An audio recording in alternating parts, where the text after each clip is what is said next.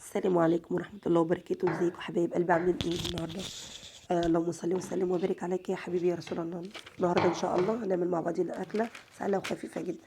معايا نص كيلو بانيه، عدد 2 بيضه، معايا فيجيتار حط عليه 3 معلقه دقيق، معلقه نشا، ملح، فلفل اسمر، بابريكا، شطه.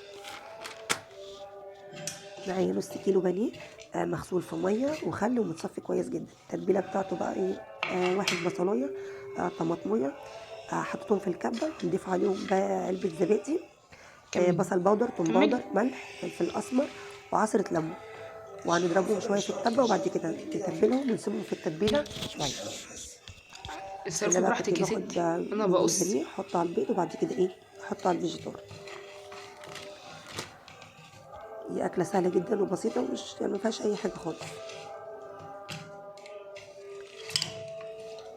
تعملي بقى البانيه دوت جنب حبه مكرونه بصلصه، جنب حبه مكرونه بحمار كده زي ما انا بعمل النهارده.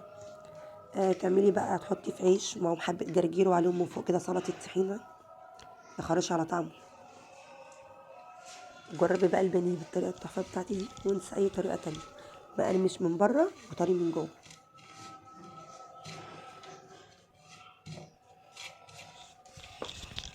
انا كنت خلاص بقى قربت اخلص الكميه اللي معايا، يا دوبك اخلص دول عشان احطهم ايه في الطاسه.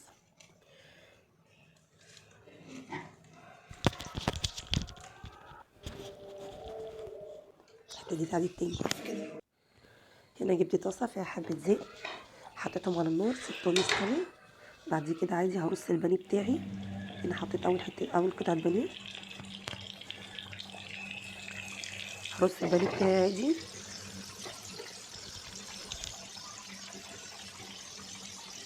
البانيه ياخد مدهدي من تحت، هقلبه على الوش التاني بتاعه على طول. يا رب اكون خفيفه على قلوبكم، وما تنسونيش في اللايك عشان يوصلكوا كل جديد. هنا كنت هتقلبيه قلبت بايه؟ البانيه.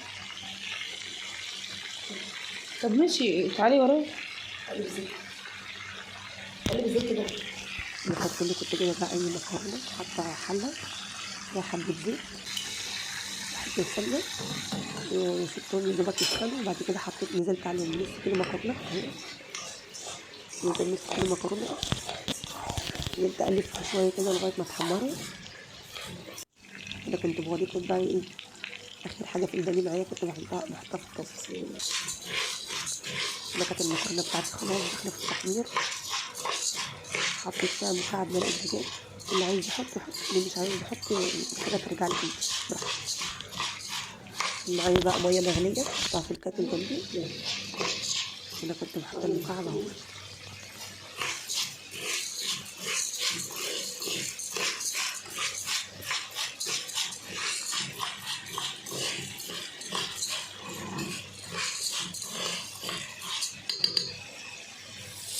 هنا حطيت الميه.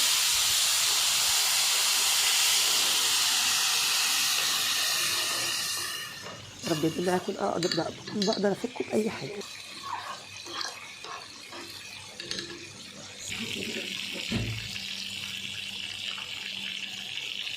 خلاص بقى في البانيه. طلعي بقى ورصتي كده اهوت في طبق، معاهم حبه جرجير، معاهم طبق مخلل، طبق سلطه، طبق سلطه طحينه، معاهم طبق حبه مكرونه محمرين، حبه مكرونه بصلصه، جنب عيش بقى. اقعدي كلي، ما تقاسيش نفسك على حاجه، اي حاجه تعجبك اعمليها. هنا كان في الاخر اهو خلاص. يا رب كده المنظر يكون عجبك.